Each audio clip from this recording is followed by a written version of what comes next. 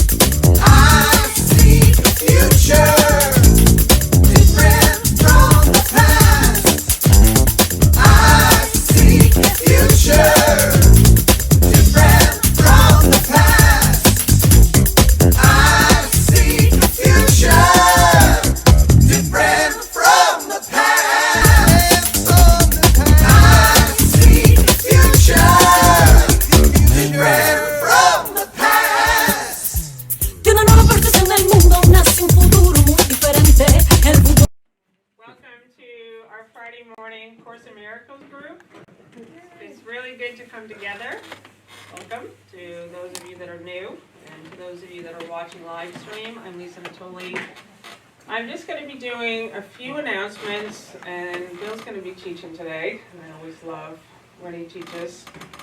And this gathering is really just a time where we come together and make a commitment to live these principles. That was really the dedication that Bill and I had when we started, that we're not going to talk about the course anymore. We're not going to think about it. We're not going to wonder what it says. We're going to just listen to what these principles are saying, and we're going to use them. So this particular Friday morning group started about 2 years ago, I think, and it's just been incredible to see people here taking these ideas and then using them through the whole week, and then coming back here and sharing what's happening with them. And that was always our intention, so we want to continue with that, just to share these ideas from A Course in Miracles. A few announcements is Monica has an awesome retreat about releasing your money blocks. Who's got money blocks here? No one? A couple people. And so she's doing 2 Sundays in Exeter, New Hampshire, next Sunday the 15th and also the 22nd from 1 to 6 p.m. You don't have to go to both of them if you can't. You can choose one or the other or both. So please see Monica. She has flyers with information about that. And Bill and I are going to be in Ashland, Oregon next week. And we've asked awesome Al to teach next week. Okay. So I'm going to have Al come up in a moment and do our opening prayer. So those of you online can get a preview of awesome Al. And I just love your prayers anyway. So that's going to be next week. And for anyone who wants to be spontaneous and come to Ashland next week, it's Jimmy Twyman and Victor Wooten and Vicky Poppy and Ted Poppy, myself and Bill. And it's just going to be a real celebration of the 50th anniversary of A Course in Miracles. So that's Ashland, Oregon. Next Friday night is Victor Wooten, and it's all day Saturday and Sunday morning until lunchtime. And the Gratitude Gala here at Unity on the River is next Saturday night. So I encourage everyone to do that. This is an incredible community here, just my own spiritual home. So I just invite you all to come and be part of that. And I just want to say, just before I invite Al up, is just today's workbook lesson is I spend today in fearlessness and love. And these are just great reminders of how we're choosing. This is A Course in Miracles. We're not waiting for a miracle anymore. We're choosing how we want to feel. We're choosing how we want to think. Happiness is a decision. And people think I'm not happy because of circumstances. I wasn't born happy. I have this problem, this sickness. But A Course in Miracles and now quantum science is showing us that we are the decision maker. We choose. And that we can choose to live in the light and look out from that place. We can choose to see God in everyone and everything. We can choose to see good in everything. when things are falling apart, it's like, yes, yay. All right, everything's good, right? Everything's God. So you suddenly just get in the flow. You're really in this mind training where you are no longer being pulled into people, places, and things. You're now centering yourself. You develop a discipline where, it's like Bill always has this thing where he puts his hand on his heart for centering. And you develop a practice of pausing. You pause first before you vomit out your stories and vomit out your judgments and, start attacking yourself and others. And that's the simplicity of this message, of this practice. So I choose today to live in fearlessness and love. So I would like to invite Al up to open this up in prayer.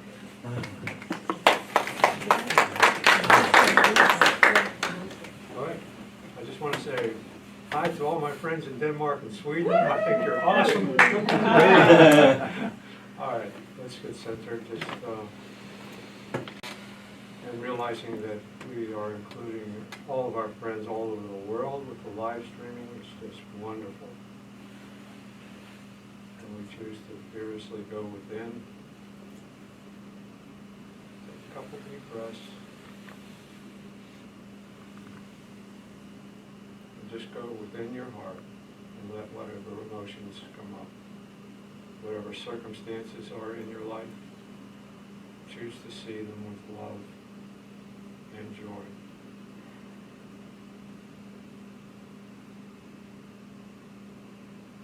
We express our gratitude to the Holy Spirit for bringing us all together here. We can feel the energy in the room just increasing with love. As we begin this presentation, we ask Holy Spirit to literally come through us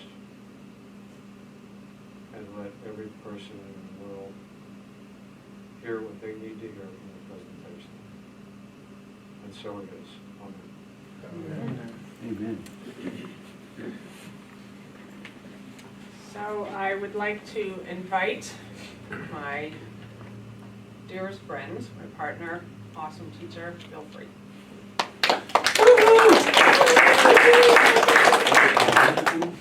What? Monica, did you come up? Oh, I did a... Oh, you did an announcement before? Yep. Or no, Monica? Okay, good. Thank you. Were you here? Welcome, everyone. No. We don't have a table up here. Busy. That's okay. That's okay. That's all right. Welcome, everyone. We have someone new. Your name, please? My name's Greg, Grateful, and kind of threw me a curve. I have been here before, but I think it was in Seabrook. Okay, well, good. So it was a few minutes late because I went there first. Oh, okay.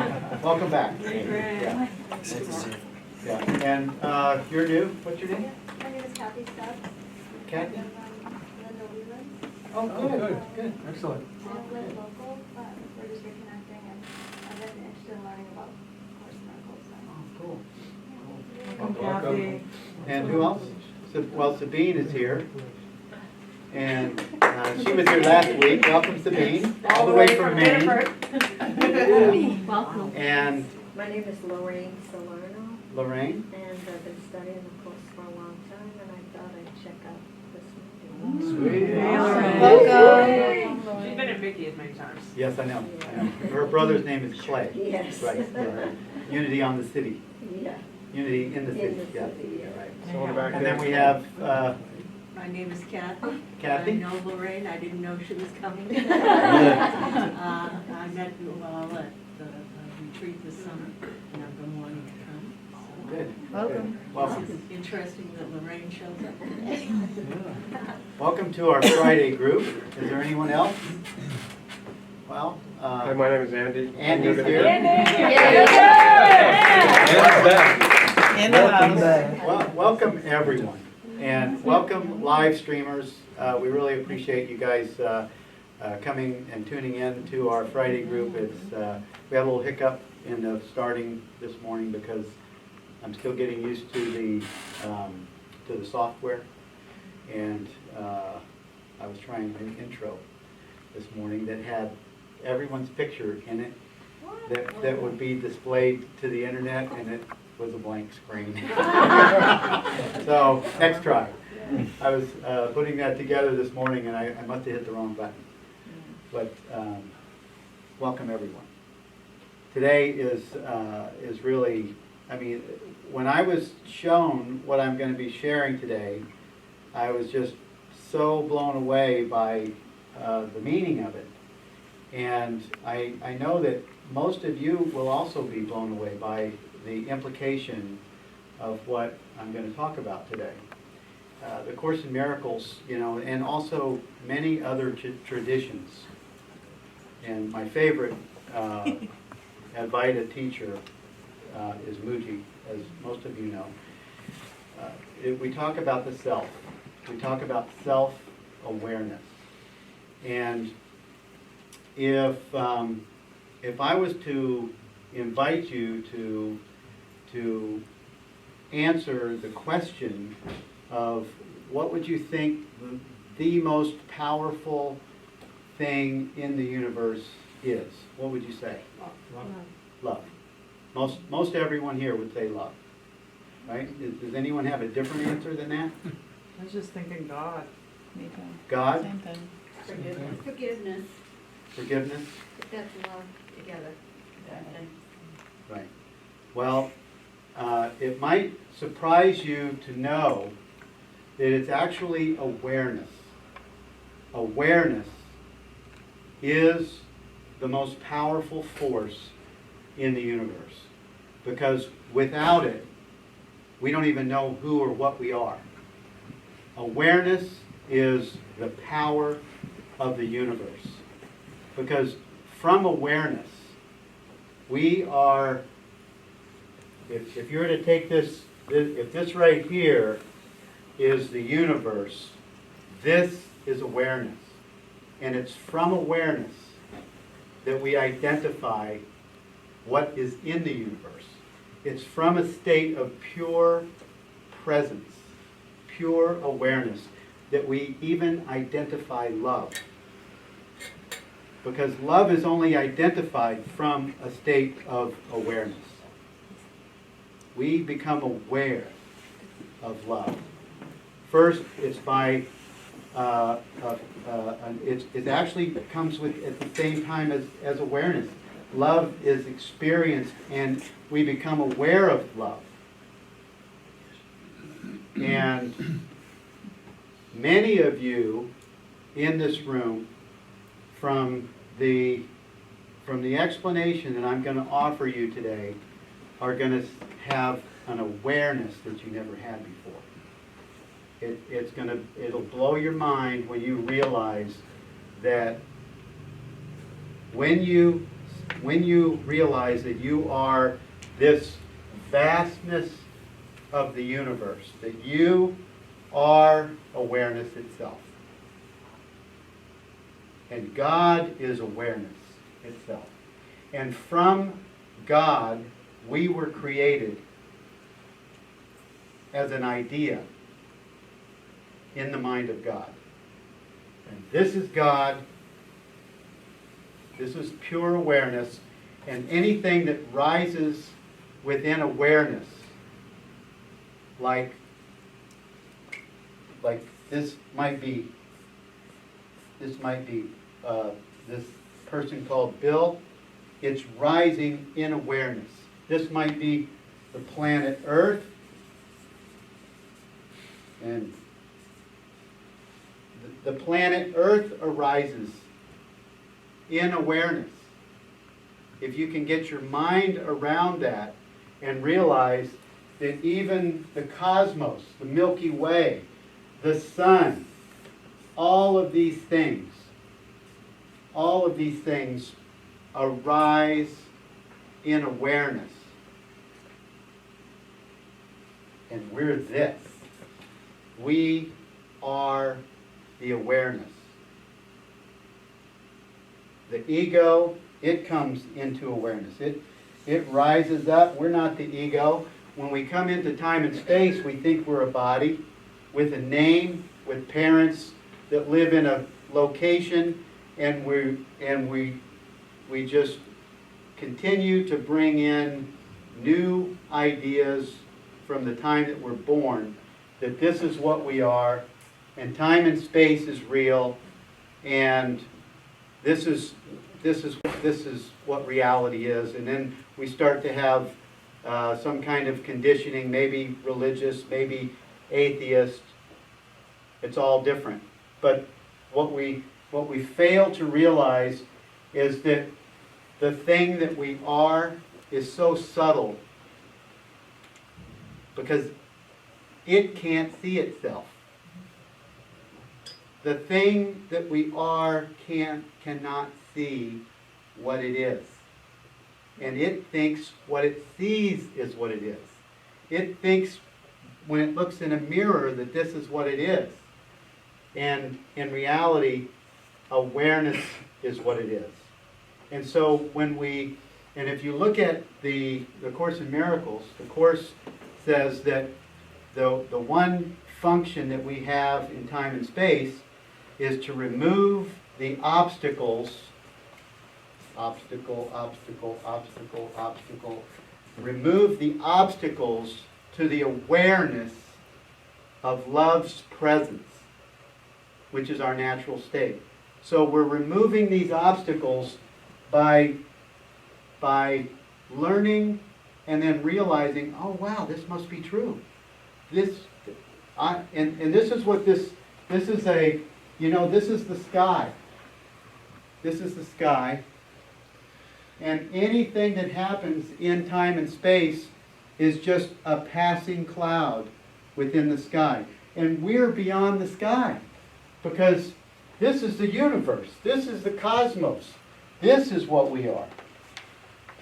This is so cool when you realize that what we are is what God is, and it's this. It's all of this. God is, and we cease to speak. And in that awareness is everything. In that awareness is where we're able to, this is where God is. This comes up. This is as an ego thought. And we just notice it and watch it. Or we say, oh shit! What was that? Why'd that happen? 8 seconds. And then God became this and believed it to be the truth of what it is. And it happens just like that. It happens as a little child. We heard ourselves, oh, you're this, oh, Billy this, oh, Susan this, oh, Kathy. And we believe that we are all those things. And we believe that all of those things are in charge. Until we grow up and we realize that we go in different directions. Only in seeking, oh, there must be more than this. Only in having really mostly travesties happen to us do we have a situation where we go, is this it? Is this it? And then it's in that question that the universe is asking itself, thinks it's a body, but it's asking itself, is this it? And it's going, is this it? Is this it? Is this it? Is this it? And the universe is going to answer back and say, not really. Not really. This isn't really it. So it only takes a questioner for the mind of God, for the creation of the universe, for God's likeness and image. It only takes a minor little question to start to say, is this real? Is this all there is? I remember what my question was. My question was, God, if you're there, I need help. If you're there. I was on my knees, and I had a 2-year-old I was taking care of, and I was so fucked up on drugs and alcohol and stupid stuff. I I needed to just say, I know this isn't right. I know it's not right. This is not right. Something's not right here. And it was only a short period of time after asking the universe if it was real that it became real. It became real in the way that I could best understand it at the time, and I became a born-again Christian, and it took me straight out of drugs, straight away from all the nonsense I was involved in, and it kept me safe in this place of Christianity until the Course in Miracles was ready to come into my life. And it's just a beautiful thing. But it even goes more than that. I mean, we are so much more than what Christianity even realizes. That, of course, I was a little bit of an evangelist, and as many of you know, I used to try to get people saved, with Jesus, so that they could have what I had. Well, a lot of people didn't want what I had. But that's okay. It kept me in a safe place for many years until I was ready to be open to the ideas of A Course in Miracles, because even in that state, the Christian state, I still had questions. When are we going to do the things that Jesus did?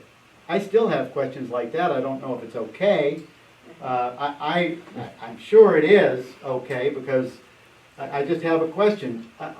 I don't know if it's the ego that wants to do this, or this state of awareness, the self. It's probably the ego, because it's a time and space idea. But I like the idea that I read about where Jesus says, "Lazarus, wake up! Come forth!" But we actually do that. There are people that are going to watch this live stream there's somebody out there that's waking up right now because of this conversation. This is what Jesus was teaching his disciples, and they were scratching their head and going, "What?"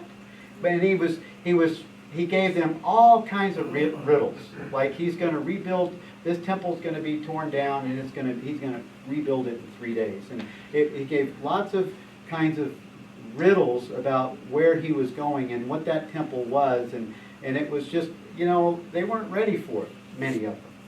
But we're ready for it now. And the truth is that we don't have to be controlled by any of the things that rise up in awareness of what God is. Jesus said one thing in the New Testament that, it just always stuck with me. "I am one with the Father, and you are one with me." And in Genesis, one of the best known verses that I've heard a lot of people use it many times, that we are made in the image and the likeness of God. And in that verse in Genesis, it says that we have dominion over all things. We have dominion, not Bill Free, this thing that thinks it's a body, but the mind of Christ, the mind of God has dominion over all things.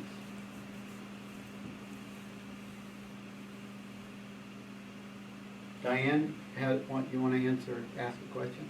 What is it? So is awareness in the mind? Awareness is presence. Awareness. The mind is in awareness. The mind is in awareness? The mind is in awareness. Everything rises in the presence of awareness. There's no perception without awareness.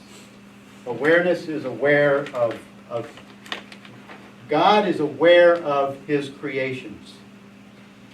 And his creations are aware of everything that rises in the presence of awareness. So awareness is aware of thoughts, but they are not the thoughts.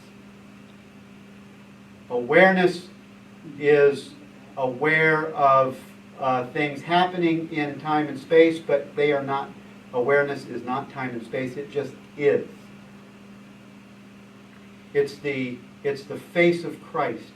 Awareness is the face of Christ. Awareness is the essence of God. Awareness is all of this. This is what we are.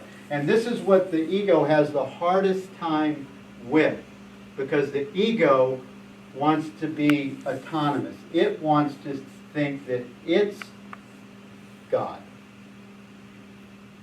And that's why it says, bow down to me. You can have all of these things.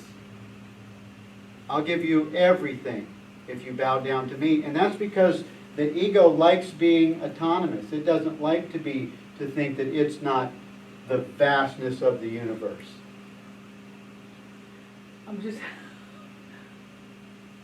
it's like I was thinking that awareness was in the mind, but you're saying the mind is in awareness. That's right. And so. That's right. Awareness is just when you are in us, and we all have it. We all have the ability to practice the state of awareness. We all do it all the time. When we daydream, or when we just gaze. You're gazing. There's no thoughts. That's awareness.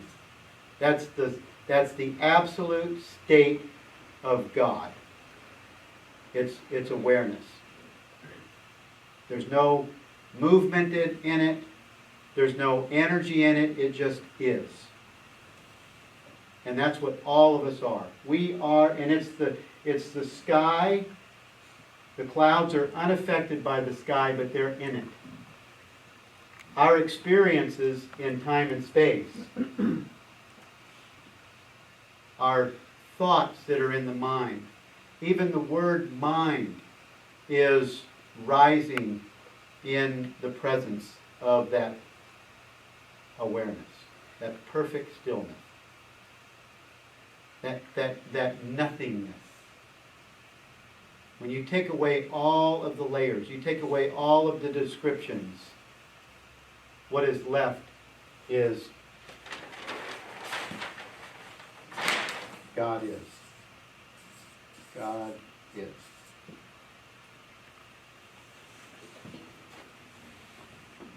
If you look at workbook lesson, I have a mic. You guys think I don't have a mic? I have a mic right here. If you look at workbook lesson 169, by grace I live, by grace I am released. We live by grace. We learn that we are not these bodies and that we are what God is by grace. And in this workbook lesson, it says, grace is an aspect of the love of God which is most like the state prevailing in the unity of truth. It is the world's most lofty aspiration, for it leads beyond the world entirely. It is past learning, yet the goal of learning. For grace cannot come until the mind prepares itself for true acceptance. Grace becomes inevitable instantly to those who have prepared a table where it can be gently laid and willingly received. An altar clean and holy for the gift. Grace is acceptance of the love of God within a world of seeming hate and fear. By grace alone, the hate and fear are gone. For grace presents a state so opposite to everything the world contains that those whose minds are lighted by the gift of grace cannot believe the world of fear is real. That's us. Our minds have been lighted by the gift of grace. And it's by grace that we are released from this prison that we made up, thinking that we were bodies in time and space, and that all of these things that happen to us have some kind of power over us. And it's when we recognize that we are the vastness of the universe, one with everything, one with God.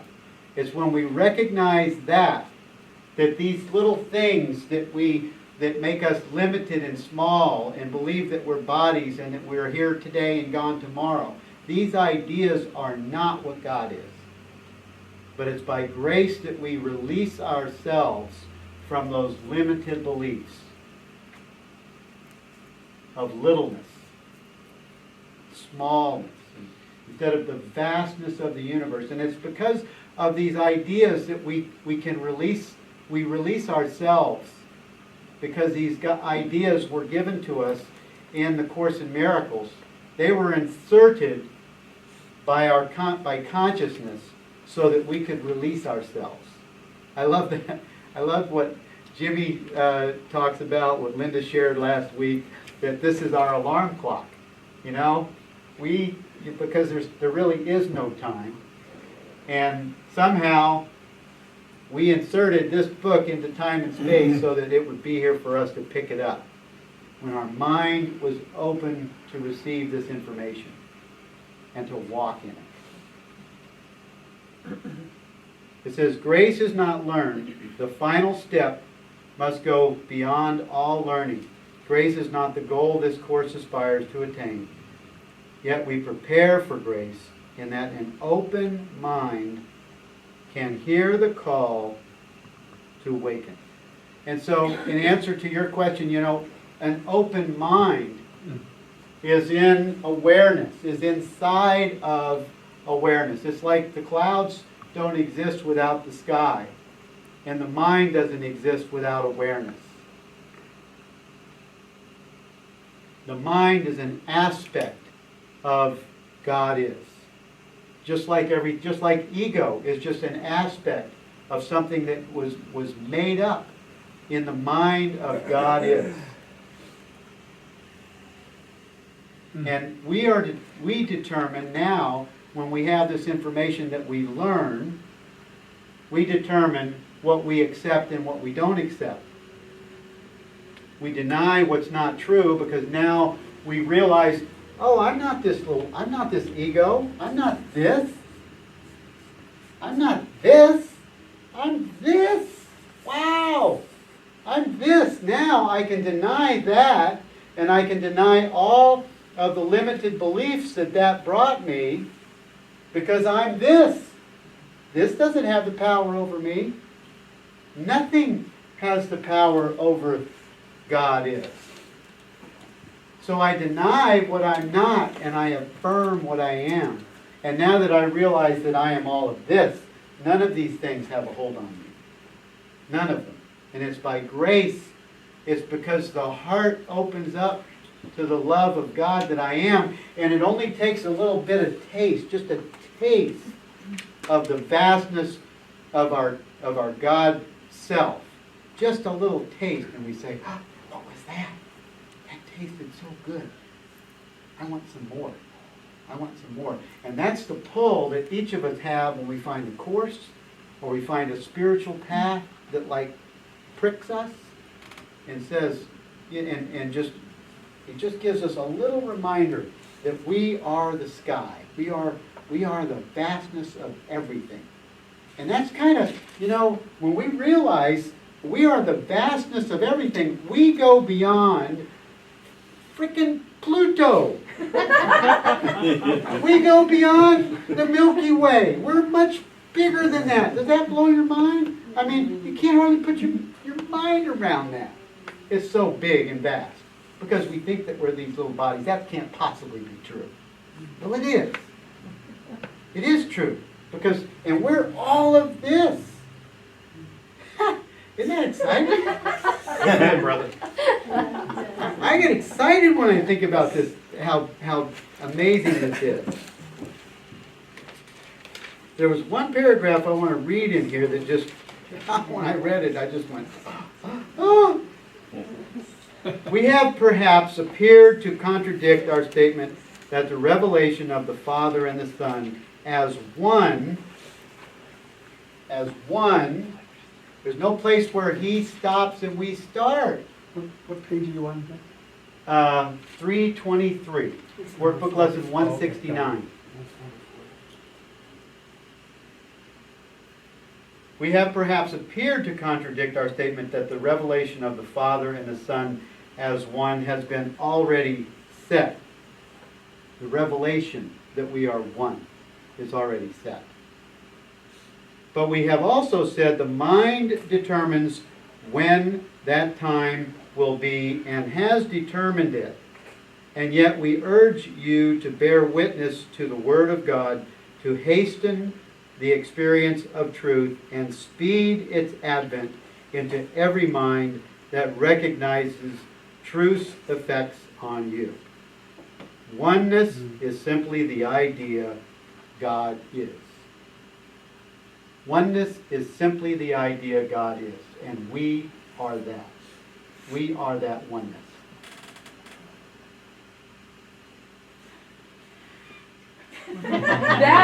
That statement like links it all for me, because my ego was struggling with, well, what do you mean? Like, isn't awareness in the mind? So I was kind of like trying to link like this with the Course, but that statement just did it all right there. God is, the oneness is in the God is. And in His being, He encompasses all things. That's lesson 169, Bill, excuse me. Yep. Yeah, okay.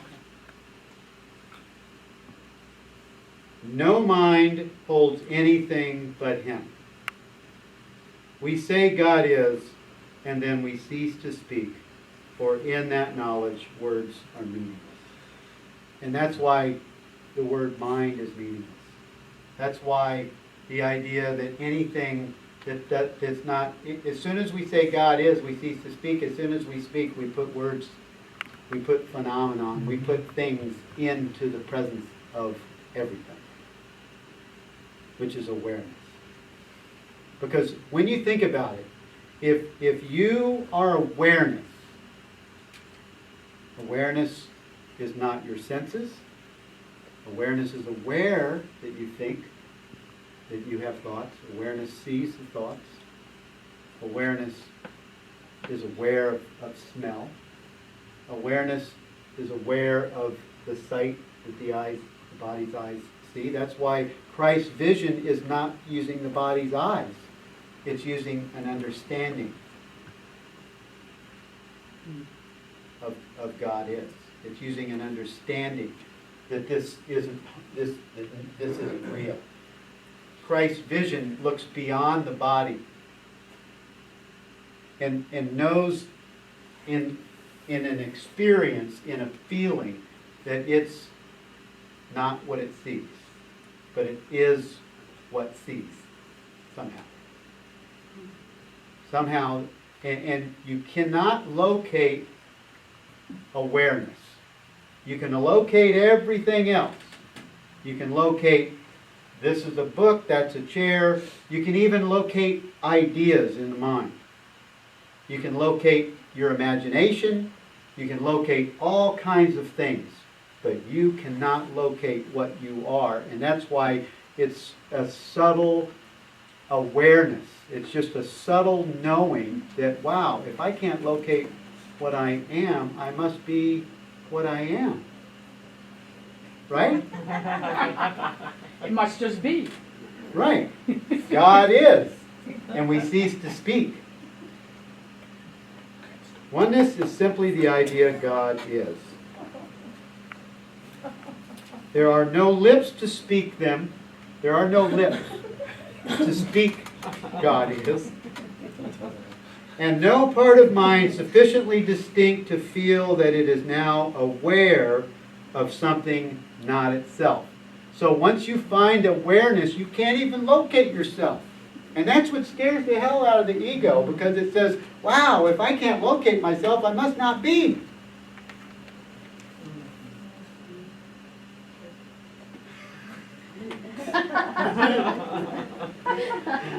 Wow!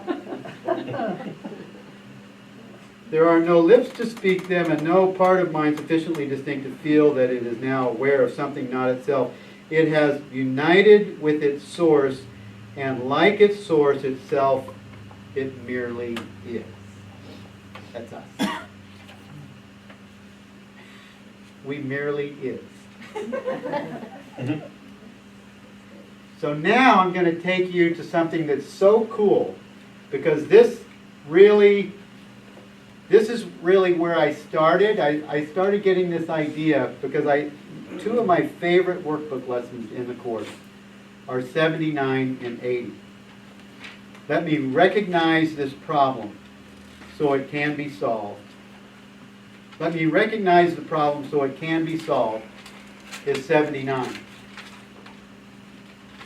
And then 80 is let me recognize the problem has been solved.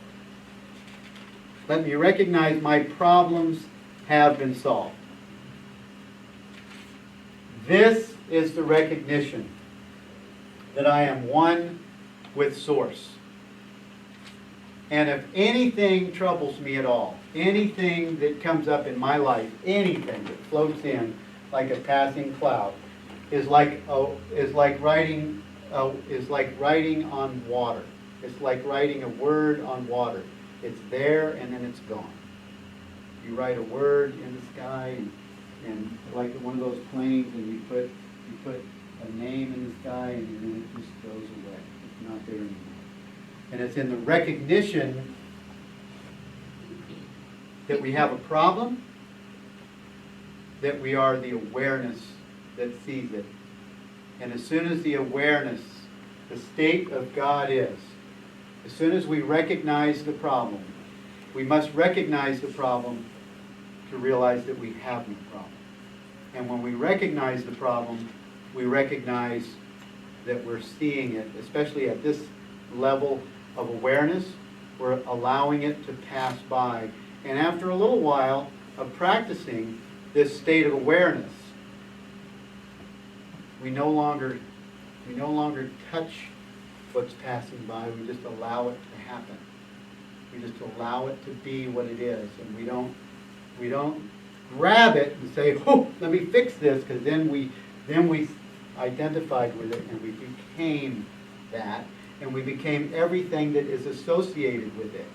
We move from God is, and we become human experiences, victims, and all these circumstances that come with it. We touch the clouds, we become the clouds. We touch the ego, we become the ego. We touch these thoughts that's something that comes up in our life, something that brings fear or anxiety or worry or judgment. And the other thing is, when we blame someone else for something that they did to us, we're telling the universe that we're that, and the universe is going to answer that with more of the same, with more thinking that that's what we are. So when we step back in the state of awareness, that's the workbook lesson that says, in my defenselessness, my safety lies.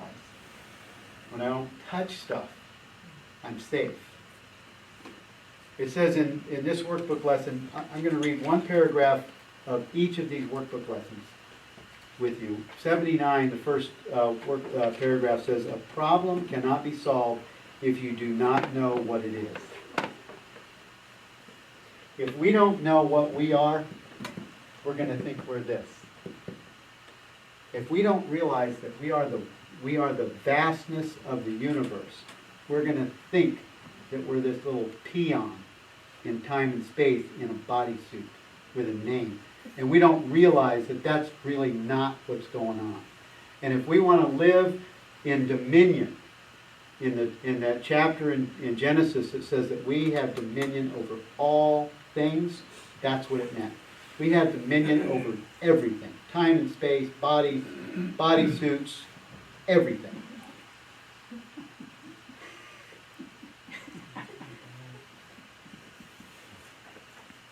If you do not know what it is, even if it is really solved already, you will still have the problem because you will not recognize that it has been solved. This is the situation of the world, the problem of separation, which is really the only problem, has already been solved. Yet the solution is not recognized because the problem is not recognized. So there's this workbook lesson 79 says there's only one problem and there's only one solution. The one problem is that I think that I'm separated from my source, everything. Awareness. And the solution is that I need to recognize that the problem has already been solved.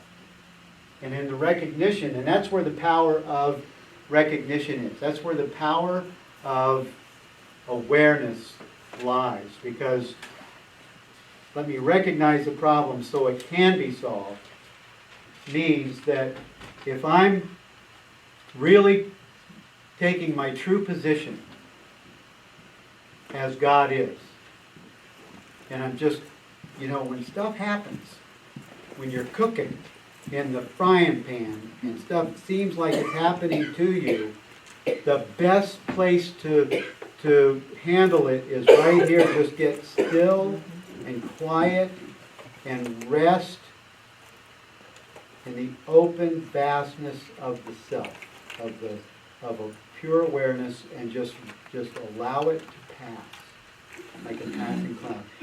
It doesn't even, we have all had situations happen to us that take our breath away sometimes, and they seem like, we're identifying completely with this. And when we want to disengage and release ourselves from identifying with this, the best way to do it is just find a quiet place. Find a quiet place and just rest in the wholeness of God. Just rest in that love, rest in that fullness of what we are, because what it does is it takes us right out of our time and space experience. It reminds us of the truth of what we are, that this is, and somehow it has a way of dissolving the experience until it's no longer present, until it's no longer there. And that's what meditation does. Meditation, and that's why I feel that Jesus has in his course almost every workbook lesson. Spend the mornings with me, spend the mornings in the quiet time. And if it's only 5 minutes, 5 minutes is perfect. If it's longer, Jesus says in the course, it'll be better. If you can stay there longer, stay there longer. If your mind is doing other things, then just don't try to stay with it. Just go do what you're going to do and come back. But when you find yourself in a place of trouble, you can just be aware. You can notice your feelings, and when you notice your feelings, you notice your experience.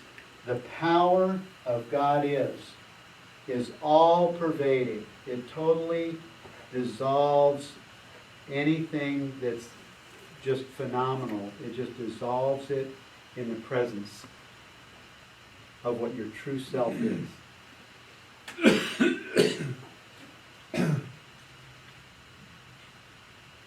In workbook lesson 80, the one paragraph that I want to read is, if you are willing to recognize your problems, you will recognize that you have no problem. And it's in the recognition that we experience awareness. It's in the recognition that we see that we have a problem, we realize that we have no problem. Because the only way that we can have a problem is if we're believing that we're separate from our source. And when we recognize that when we recognize that you have no problems, your one central problem has been answered. And you have no other. Therefore, you must be at peace. And it's in recognizing that we have no problem that we get back to the vastness of our identity. Salvation thus depends on recognizing this one problem and understanding that it has been solved. One problem, one solution. Salvation is accomplished. That's it. So, what I want to offer everyone today is to realize that you're not, you have a new identity. You have an identity that is not the person. It is not the personal self. It's not your past. It's not a future. It's presence. It's pure awareness. It's God is. And we cease to speak.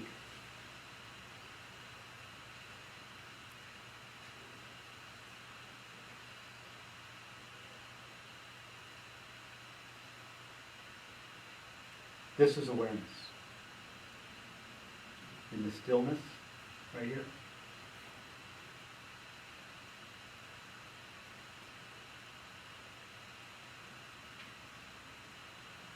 Some thoughts might be rising. What's he going to say next? Right? Awareness is just aware. It's only when we bring words into the space that the words affect. They just rise up in the presence of awareness, but awareness is unaffected.